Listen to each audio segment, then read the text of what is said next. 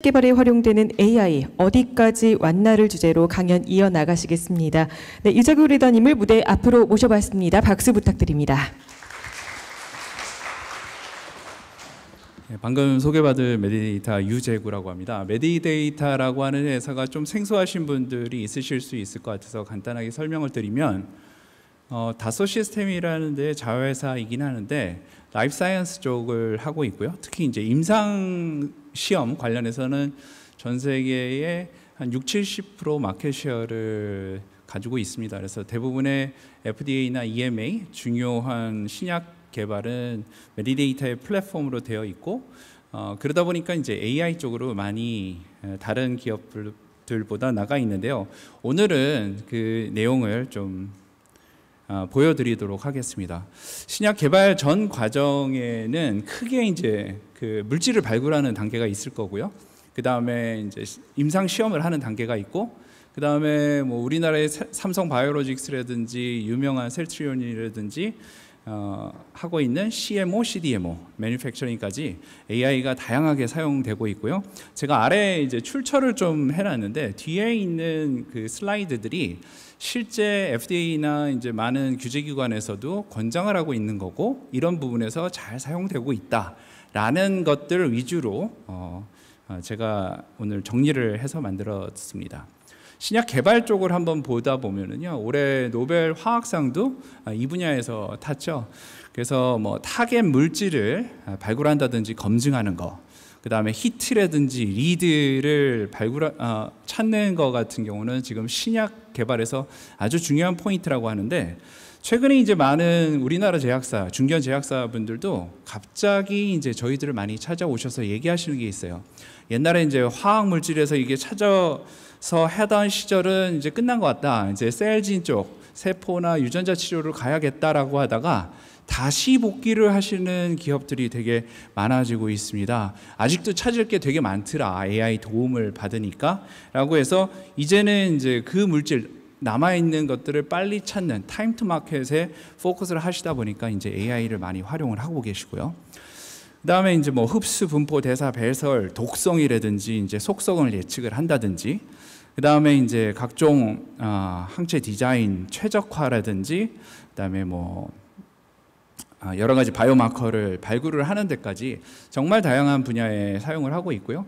이제 시뮬레이션 분야가 이제 아까 화학물질 쪽은 아주 완벽은 아니지만 이제 데이터가 상당히 많이 쌓여 있다라고 하면, 셀진 쪽은 지금 쌓이고 있는데 그 속도가 상당히 빠르고 일부 기업들은 그 진도가 많이 나가서 활발하게 적용을 하고 있습니다. 다음은 임상 분야를 가보도록 하겠습니다. 임상 분야는 신약 개발에서 가장 중요한 부분이라고도 해요. 첫 번째는 돈이 많이 듭니다. 수천억 드는 신약 개발에 거의 대부분이 임상 부분에 들어간다고 볼 수 있고요. 사람이 개입이 됩니다. 환자 대상으로 임상 시험을 하다 보니까 너무 중요한 부분이라 이 부분에 이제 AI의 활용도가 높아지고 있는데요.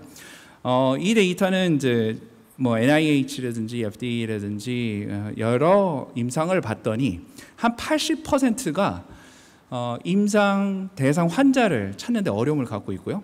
그 중에 뭐 아예 그 사이트에서, 병원에서 아예 타겟을 찾는 걸 실패하는 데가 50%, 한 명도 리크루트를 못하는 데가 37%. 그 다음에 요즘에 이제 대두되고 있는 거죠, 다이버시티. 그래서 요즘 신약 개발이 인종별로 이게 좀 차이가 좀 있습니다. 효과의 차이가 있다 보니까 요즘 아시아 국가에서는 아시아 인종에 대한 테스트가 안 된 거는 강력하게 요구를 하셔서 다시 임상을 하는 경우도 상당히 많이 있는데요. 그래서 다양성, 이런 것들이 중요한데, 아까 김진영 교수님도 말씀을 하신 것처럼 AI가 잘 돌아가려면 건전한 데이터들이 있어야 되는데, 여기 메디데이터라는 데가 아까 말씀드렸던 것처럼 전 세계 한 70%의 임상을 진행하다 보니까 한 34,000건의 임상 데이터 결과가 있습니다. 그 다음에 현재 돌아가고 있는 게 한 8,000개, 그 다음에 참여했던 환자들이 한 뭐 100만, 그 다음에 145개국에서 진행을 하다 보니까 이 데이터를 가지고 AI에서 많은 편의를 갖고 있는데요. 크게 이제 오퍼레이셔널 데이터가 있고 클리니컬 데이터. 오퍼레이셔널 데이터라고 하면 임상을 운영을 하기 위해서 어디서 하는 게 좋고 뭐 어떻게 인종은 어떻게 이런 다양성이라고 하면 클리니컬 데이터는 뭐 결과라든지 뭐 이런 것들에 대한 것들이겠죠. 이런 거를 가지고 AI를 실질적으로 활용하고 있는 사례를 보면 프로토콜이라 해서 임상을 이제 설계를 한다든지 디자인을 할 때 AI를 활용을 하고 계십니다. 두 번째 스터디 피저빌리티 같은 경우는 어디에서 어느 나라에서 어느 병원에서 어느 PI 의사 선생님과 임상 시험을 했었을 때 효과가 더 좋을지에 대한 이런 것들에도 활용을 하고 있고요. 그 다음에 무슨 대학에 어느 교수님이 잘한다 있습니다. 그런데 매번 결과가 좋은 건 아닐 수가 있거든요. 그래서 그 퍼포먼스를 계속해서 팔로우를 하고 있는데 그런 것들 가지고도 계속 그 임상의 결과를 좋게 하고 있습니다. AI가 챙기고 있는 데이터들이 몇 가지 있는데 재미난 데이터들 몇 개 공유를 해드리도록 하겠습니다. 임상에서 아까 그 리크루트하는 것도 힘들다고 그랬지만 이 환자가 끝까지 참여하는 것조차도 되게 쉽지 않은 일입니다. 뭐 예를 들어서 그 항암, 말기 환자 대상으로 임상 시험을 하면 사실상 끝날 때까지 완주율이 상당히 높습니다. 환자가 중간에 사망하지 않는 이상 끝까지 가는 경우가 많이 있는데요. 요즘 많이 치료제가 개발되고 있는 뭐 관절염 치료제라든지 이런 것들은 이탈률이 되게 많아요. 대상자분들이 노약자분들이 많으시고 예를 들어서 뭐 청송에 있는 어느 환자분이 삼성 서울병원에서 임상을 한다라고 하면 여기까지 와야 되고 힘들어서 그분들이 이러세요. 내가 낳기 전에 병원 가다 죽겠다라고 하셔가지고 힘들어하세요. 그래서 셀트리온 같은 데도 제가 여쭤보니까 그런 임상을 할 때는 아예 차를 보내서 모시러 간대요. 직원분이. 그래서 이탈률도 되게 높고 그럽니다. 그거에 쓰이는 인덱스입니다. 환자가 이걸 얼마나 부담스럽게 느끼느냐. 이 인덱스가 이 성공에 되게 중요한 거고요. 이게 부담이 크게 만약에 프로토콜이라든지 이런 게 설계가 돼 있다라고 하면 리크루트도 떨어질 수 있고 중간에 드롭아웃이 높아져 가지고 이탈이 돼서 또다시 환자를 리크루트를 해야 돼요. 근데 여기 아마 임상을 해보신 분들이 있으시면 아시겠지만 임상 진행하다 중간에 리크루트를 하면 그냥 수십억에서 수백억 더 들을 수도 있다는 걸로 생각을 하시면 될 것 같아요. 사이트의 버든도 이게 무시 못하는 건데 이 임상을 진행하는 의사 선생님뿐만 아니라 많은 지원을 해주시는 간호사 선생님들이 있는데 이 사이트에도 병원에도 부담이 좀 적게 설계를 해야 되겠다. 뭐 이런 것들을 기존에 임상을 했었던 많은 프로토콜이라든지 이런 것들을 AI로 만들어서 그 인사이트도 드리고 그 다음에 참고하실 수 있는 자료로 만들어서 활용을 하고 있고요. 그런 것들을 조금 들여다보도록 하겠습니다.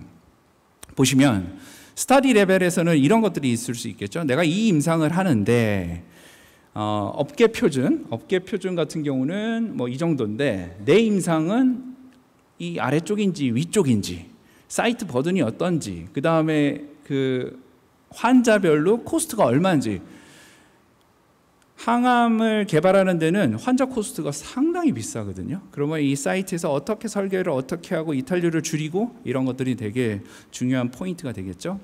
그 다음에 뭐 액티비티 같은 경우도 마찬가지입니다. 어떤 테스트를 하고 어떤 것들을 체크를 해야 되는지 이런 것들도 프로토콜 디자인에서 되게 AI가 많이 활용되고 있는 분야입니다. 노보노디스크 잘 아시죠? 뭐 위고비라든지 삭센다 그래서 다이어트 약으로 엄청난 성공을 하고 있는데 여기가 이제 신약 개발 이것도 이제 어떻게 보면 당장 죽는 약이 아니잖아요. 그래서 이게 이탈률이 좀 있습니다. 그래서 이런 것들도 환자들이 부담 없이 끝까지 임상을 참여하실 수 있게 하는 것도 활용을 하고 있고 노보노디스크 같은 경우는 그 주사 바늘을 만드는데 그게 엄청나게 인기를 끄니까 갑자기 이게 생산량에 문제가 생겼어요.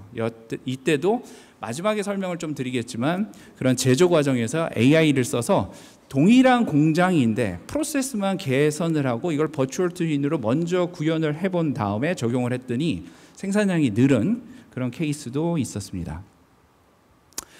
이거는 이제 저희가 실제 기업 병원 제약사를 밝힐 수는 없지만 여기도 또한 그 환자의 부담을 줄여가지고 성공을 한 사례고요. 그다음에 뭐 인디케이션 같은 경우는 뭐 다양한 인디케이션이 다 많이 있습니다만 최근에는 이제 독보적으로 좀 늘어나고 있는 게 항암 쪽하고 저기 CNS라고 하는 뭐 치매, 알츠하이머 이쪽 약이 개발이 활발하게 늘어나는 걸 보고 있어서 저희는 사실은 이 데이터를 보고 있으면 최근에는 트렌드가 이거구나 이런 것들도 좀 알 수 있고 그다음에 이거를 사전에 사업성 분석을 하실 때 하시는 제약사들도 있으십니다. 뭐 다양한 바이오마커 같은 경우도 AI가 다 이미 이네이블을 하고 있는 거고요. 임상을 하게 되면 이런 데이터들을 AI가 캡처를 합니다. 그래서 이런 것들을 가지고 아까 말씀드렸던 뭐 프로토콜이라든지 트라이얼 디자인을 하게 되는 것입니다. 그래서 AI가 아까 이제 김진영 교수님도 말씀을 주셨지만 신뢰성이라든지 안정성 같은 거를 100% 믿을 수는 없습니다. 그런데 지금 임상 시험에서는 엄청나게 활발하게 활용이 되고 있어요. 제가 조금 이따가는 화면도 보여드릴 건데 이거의 이제 핵심은 첫 번째는 리스크를 줄이는 거고요. 그 다음에 기간을 단축하는 거 이쪽에 이제 많이 좀 포커스가 되어 있습니다.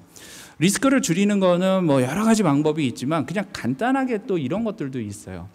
인간이 잘 실수하는 부분하고 인공지능이 실수하는 부분이 좀 다른 경우가 있어요. 아까 이제 보여주신 그 트럭 사례, 그건 뭐 너무 당연해가지고 우리 인간들은 되게 쉽게 구분을 하는데 인공지능한테는 어려운 거죠. 반면 엄청나게 복잡한 것들은 인간들은 힘들어하는데 이제 인공지능은 쉽게 하는 경우가 있어서 아직까지 이제 인간과 AI가 협업하는 분야도 상당히 많이 있습니다.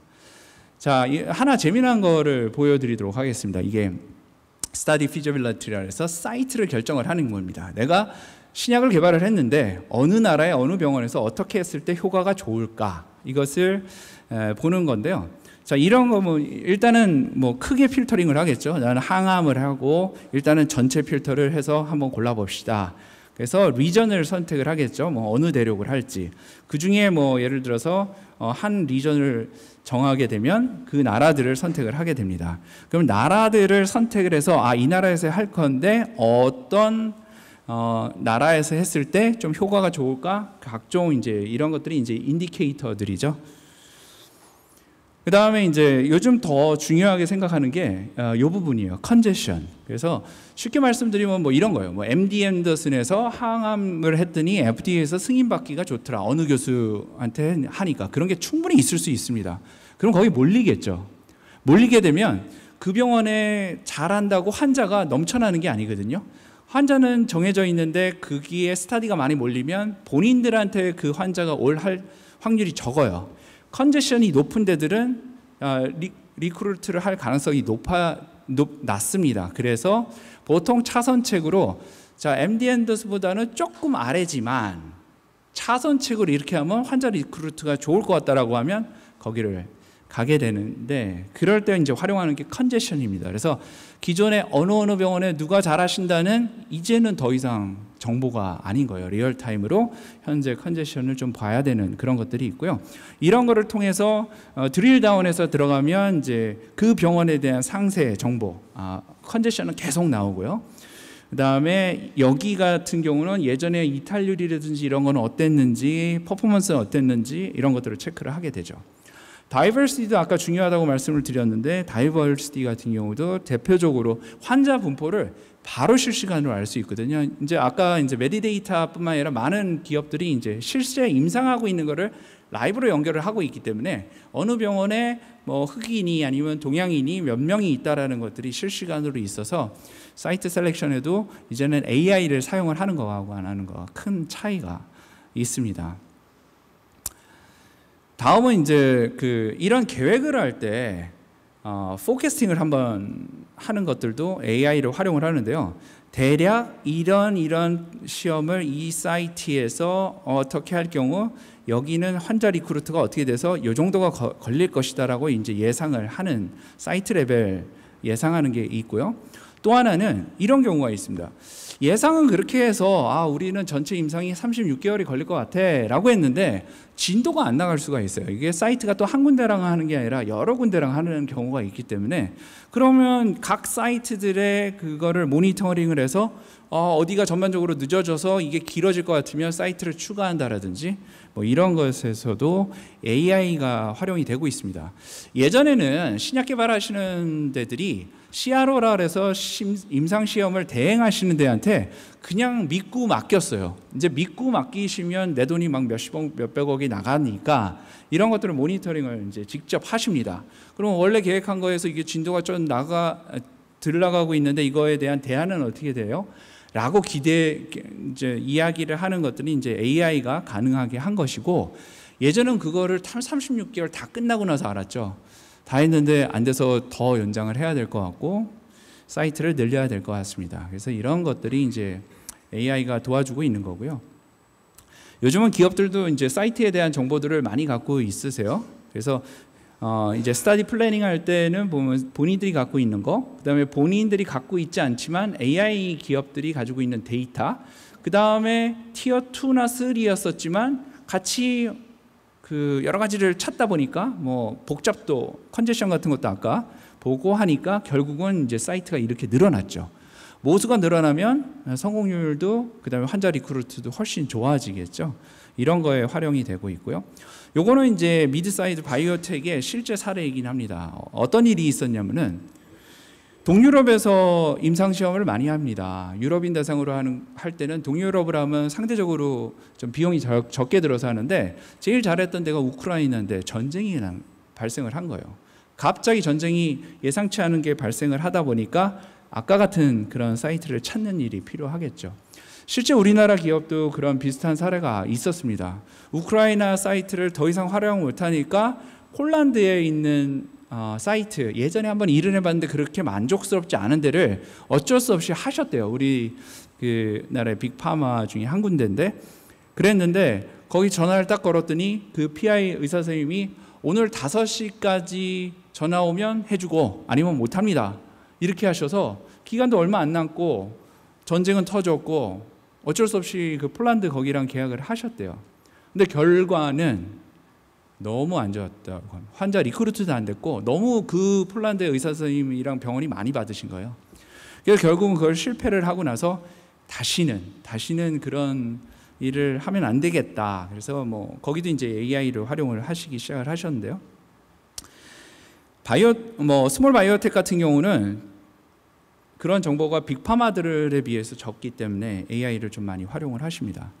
아까 이제 CNS에서 이제 뇌에 관련된 질환 신약 개발이 많다라고 했는데요. 이거는 아주 대표적으로 중간에 임상 환자들이 이탈을 많이 합니다. 여러 가지 이유로.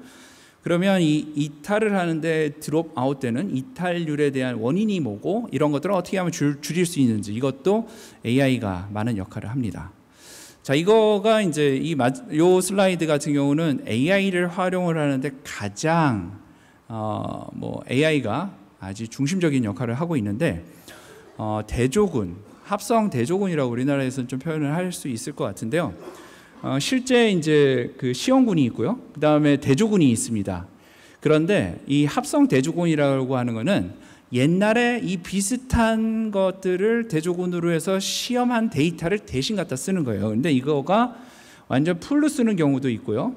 아니면 이렇게 그 리크루트한 대조군하고 이 합성 대조군하고 섞어서 하는 하이브리드도 있습니다. 근데 이게 어떤 의미를 갖고 있냐면요. 최근에 이제 그 머크사의 키트루다라고 하는 항암제가 이제 그 특허가 이제 끝나기 때문에 많은 바이오 시밀러 업체들이 이제 테스트를 하고 있어요. 근데 머크가 한 자료를 좀 주세요. 물론 그거는 안 됩니다. AI가 누군지 인식하지 않도록 그거는 해주지만, 얘가 어떤 역할을 하냐면은 항암 임상을 하는 환자들은 진짜 절실해서 임상에 참여하는데 어느 누구도 위약을 받고 싶은 사람은 아마 없을 거예요. 그래서 FDA에서도 그렇고 여러 가지 인권단체에서도 그렇고 그런 환자들한테는 신약을 일단 주고 나머지 대조는 이런 그 AI 데이터를 활용을 해도 좋다라고 해서 실제 신약 그 허가도 난 것들이 있어서 그 이후로는 이런 합성 대조군도 활발하게 사용하고 있고요. 지금 인권이라든지 이제 동물의 권리까지도 얘기가 나오고 있는 시절이라 더 이런 합성 대조군이라든지 이런 것들이 이제 활용이 될 걸로 생각이 됩니다. 이것은 이제 실제 제약사가 FDA 승인을 받았거나 임상을 진행하고 있는 실제 사례고, 이거는 이제 외부에 공표가 된 거고요. 공표되지 않은 사례도 상당히 많이 있습니다. 마지막으로 이제 제조 쪽으로 한번 보여드리도록 하겠습니다. 제조에는 AI를 어떻게 사용을 하고 있을까?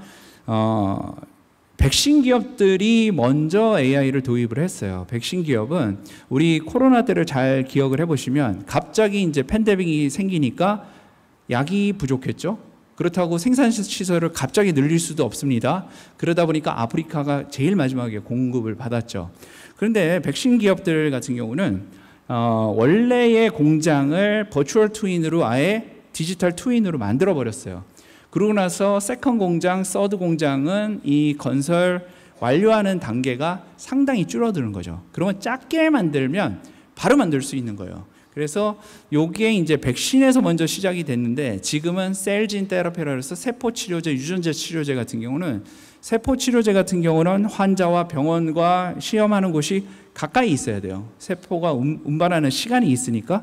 그러다 보니까 이제 작은 그런 CMO, CDMO들이 많이 필요해서 이 기술이 이제 점점 많이 활용이 되고 있고, 이 오른쪽에 있는 데이터들은 그걸로 이제 효율성이 높아졌다는 거고, 사노피 같은 경우는 지금 싱가포르에 어떻게 보면 디지털 트윈으로 복제된 데가 100% 이 시뮬레이션을 통해서 지어진 것들이고요. 생각보다 상당히 많은 부분이 AI를 활용을 하고 있는데, 이게 어디 다른 데서 온 게 아니라 제조나 이런 데서 활용하던 AI가 온 것이라 상대적으로 좀 쉬웠고요.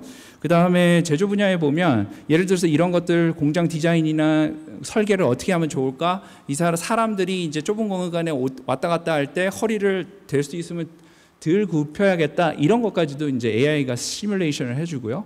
그 다음에 리소스 관리라든지, 그 다음에 프로세스, 이 프로세스를 줄이면 아까 노보노 디스크처럼 같은 공장에서도 이제 효율성이 높아지는 거죠. 여기도 되게 많이 사용을 하고 있고, 이제 오퍼레이션, 레시피라든지 그 방법 만드는 것도 AI가 실제 활용을 많이 하고 있습니다. 다른 분야를 좀 설명을 좀 드릴게요. 그런데 이쪽 분야는 진단이라든지 AI 파워드 바이오 마커 같은 경우 우리나라에도 루닛이라든지 뷰노, 딥노이드 많은 기업들이 있습니다. 그래서 주로 진단이라든지 이런 쪽에 활발하게 활용을 하고 있고, 글로벌 빅파마들이랑도 하고 있고요. 저는 오늘 요거 하나 좀 보여드리고 싶어요. 이거는 신약 개발에도 활용을 하고 있고요. 그 다음에 수술에도 활용을 하고 있습니다. 이것은 실제 원래 다소 시스템의 직원 중에 한 명의 자녀가 어렸을 때, 아기 때 심장에 이상이 있어서 어렸을 때 수술을 해야 되는데, 아이 심장이 너무 작으니까 이 아빠가 이제 시뮬레이션 전문가였는데 그거를 시뮬레이션을 했어요. 아이 심장을 시뮬레이션을 해서 그 미네소타 대학이랑 해서 수술을 성공을 합니다. 근데 감동적이었던 거는 그때 살아난 그 아이가 의사 선생님이 되셨더라고요. 심장 전문의가. 근데 하여튼 이제 수술 방법을 만드는데 예를 들어서 버추얼 페이션트 모델을 만들어서 어떤 경로로 어떻게 했을 때 출혈이 좀 적을 것 같아, 이런 걸로 이제 시작을 했는데, 지금은 어떤 약을 투입을 했을 때 혈액량이 어떻게 되고 이런 것까지 지금 하고 있고요. 실제 이런 것들은 지금 FDA랑 공동 연구를 좀 꽤 오랫동안 하고 있고, 2019년에 5년 연장을 더해서 추가 연구를 지금 진행을 하고 있어서 다양한 분야에 활용이 될 것 같고, 심장은 상대적으로 이게 완성도가 조금 높습니다. 그런데 이제 뇌 쪽, 그 다음에 췌장, 다양한 장기로 지금 가고 있는데 뇌는 조금 좀 어려움이 있고요. 그 다음에 세계 주요 기관에서 관심을 갖고 있는 AI, ML 기술에 대한 것들은 제가 좀 적을까 하다가 내용이 너무 많더라고요. 그래서 요 네 기관에 챗GPT에다가, 오늘 AI 얘기니까요, 챗GPT에다가 FDA, EMA, NIH, 식약처에서 AI 관련된 긍정적인 코멘트 한 거를 리스트업 해줘. 그러면 정말 좋은 답변이 잘 나옵니다. 그래서 구체적으로 어떤 거를 액트도 만들어 놓고 시행안도 만들어 놓고 실제 되게 많이 활용을 하고 있는데, 저도 현장에서 그 신약 개발하는 업체들이랑 이야기를 하다 보다 보면 FDA가 이거 허가하지 않지 않아요? 실제 허가해서 약이 나온 것들도 있고 AI는 되게 많이 활용이 되고 있어서 이거는 사용해야 돼 안 해야 돼가 아니라 누가 빨리 많이 이용을 하는가가 큰 비용과 기술의 차이를 만들고 있습니다. 마지막으로 제가 FDA의 약물평가연구센터 국장인 파트리치아라는 분이 말씀하신 거를 마지막으로 하도록 하겠습니다. 이거를 뭐 저희 회사 창업자가 이야기한 거를 할까 뭐 여러 가지를 했는데, 그래도 FDA 국장님이 얘기한 게 신뢰가 좀 있을 것 같아서요. AI와 MR이 더 이상 미래의 개념이 아니라 우리가 생활하고 일하는 방식의 일부가 되었습니다. AI, ML 데이터의 양과 복잡성이 증가함에 따라 치료제를 개발, 제조, 사용하고 평가하는 방식을 변화시킬 수 있습니다. 한마디로 오늘 제가 발표했던 내용을 잘 정리해 주신 게 아닌가 싶어서 하나 집어넣어 봤고요. 아까 이제 첫 장에 나와 있던 FDA나 NIH의 그다음에 우리나라 식약처에도 AI나 ML에 대한 사용 방법이라든지 좋은 사례들이 많이 있으니까 그런 것들도 많이 참고를 하시고, 이미 AI는 신약 개발에 아주 빼놓을 수 없는 중요한 부분이라는 것을 알아주셨으면 해서 오늘 세션을 준비했습니다. 감사합니다.